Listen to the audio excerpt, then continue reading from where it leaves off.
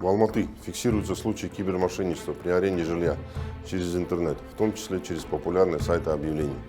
Мошенники используют доверие к известным площадкам и спешку арендаторов. Основные схемы совершения мошенничества – дублирование реальных объявлений, где преступники копируют фото и описание настоящих квартир, ставят заниженную цену и требуют предоставления предоплаты до осмотра.